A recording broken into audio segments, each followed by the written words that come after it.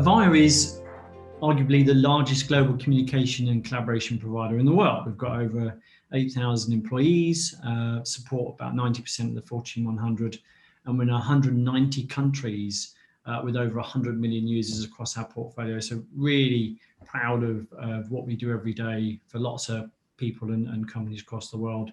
In fact, we're in 19 of the world's top 20 major banks as a key reference. One of the ones I really like is that we do payroll in about 62 currencies, just to give some idea of the kind of support we provide across the world.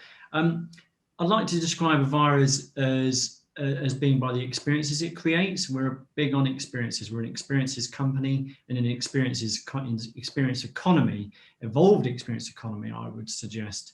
And we're all about connecting people and things in ways that offer more immersive or more productive and perhaps more memorable experiences today in this evolved experience economy. And to add a little more color to what we mean by an evolved experience economy, it's reflecting on the fact that we now have lots of devices in our everyday lives. I've got various home devices that I won't mention because they'll start chirping away at me.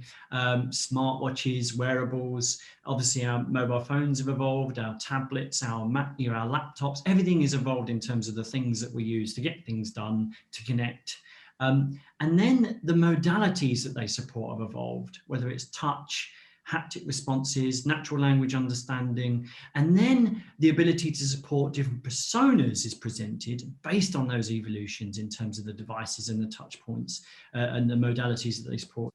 And we've seen over the last 12, 18 months, over 33% of general customer service has vanished. It's self-serve and automation and mobile app. However, the reverse is when you see something which is a touch point for a customer, which is sensitive. A fraud alert, a fraud on the account, collections, dispute and chargeback, where there's a real emotional bond with a holiday, a vacation, anything that's a sizable sum of money. The customer wants the reassurance that it's been dealt with, and they go straight to the voice. They default immediately. And I've seen just in the last 12 months, a doubling of volume and all voice. I'd love to hear both of you talk about sort of how that handoff, can work seamlessly between, sort of if it's an IVR or a bot, over to a human, and how does that information need to move, between those, two channels? I think. Sorry. Go on.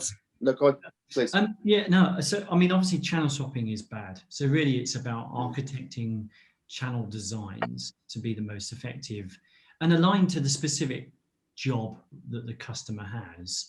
So I tend to prefer not to talk about quite precisely a chatbot or the benefits of it or the engagement of a certain channel type, and think more about what it is the customer is trying to get done. What's the particular resolution job?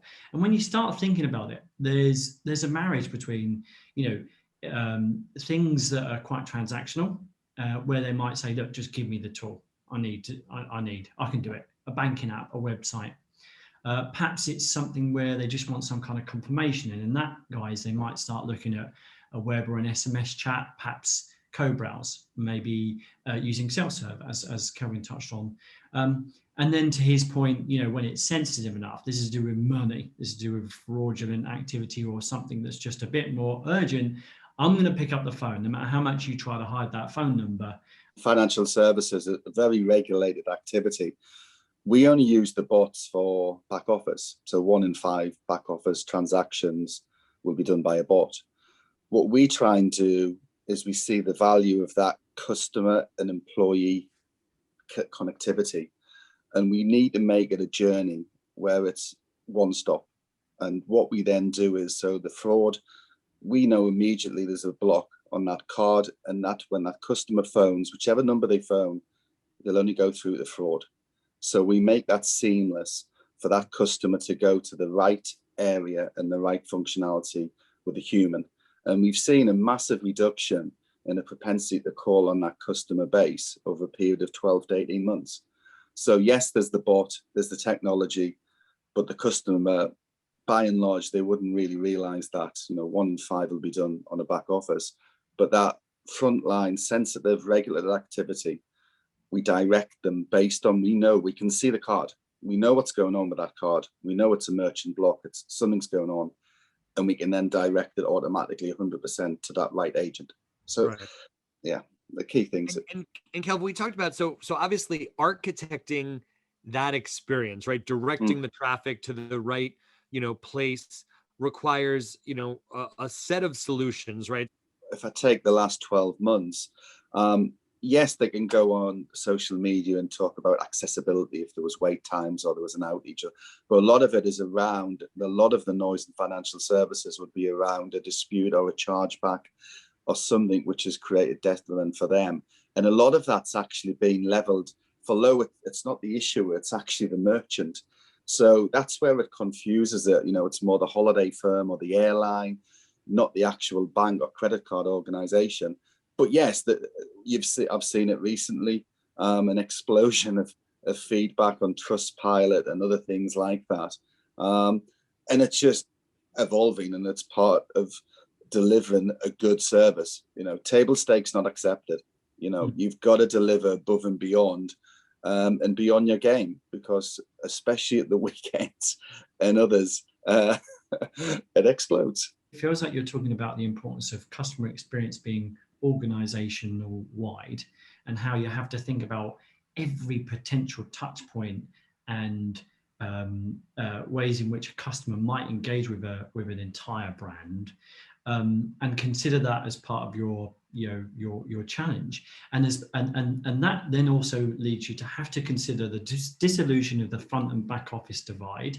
You have to think about how everyone can be a customer experience or customer services advocate, and the technology that can empower that, so that there is this, there isn't this kind of bricks and mortar sort of square box of people in a separate room that deal with your customer services challenges, and the rest of the business doesn't have anything to do with that. It's front to back. It's all of the processes being reorchestrated to support. Perhaps if you think about the technology enabling you to compose experiences for customers, it also empowering the business to compose the way it does business, the workflow, and the importance of that CX-wide ambition as part of this thinking to deliver something that is it's not so, as you say, neatly described as a customer service experience.